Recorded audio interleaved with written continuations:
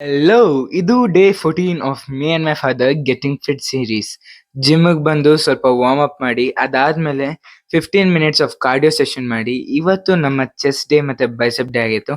First ನಾವು ಮಾಡಿದ್ದು flat dumbbell press ಮಾಡಿದ್ವಿ. ಇದು ಮಾಡಿದ್ದು ನಾವು 12 reps 3 ಸೆಟ್ ಮಾಡಿ. ನೆಕ್ಸ್ಟ್ ಮಾಡಿದ್ದು ನಾವು ಇನ್ಕ್ಲೈನ್ಡ್ ಡಂಬಲ್ ಪ್ರೆಸ್ ಮಾಡಿದ್ವಿ. ಇದನ್ನು ನಾವು 12 ಸೆಟ್ 3 ರೆಪ್ ಮಾಡಿ. ನೆಕ್ಸ್ಟ್ ಎಕ್ಸಸೈಸ್ ನಾವು ಮಾಡಿದ್ದು ಬಂದು ಇನ್ಕ್ಲೈನ್ಡ್ ಡಂಬಲ್ ಫ್ಲೈಸ್ ಮಾಡಿದ್ವಿ. 12 ರೆಪ್ 3 ಸೆಟ್ ಮಾಡಿ. ನಾವು ಮಾಡಿದ್ದು ಓನ್ಲಿ 3 ಎಕ್ಸಸೈಸ್ ಚೆಸ್ಟ್ಗೆ.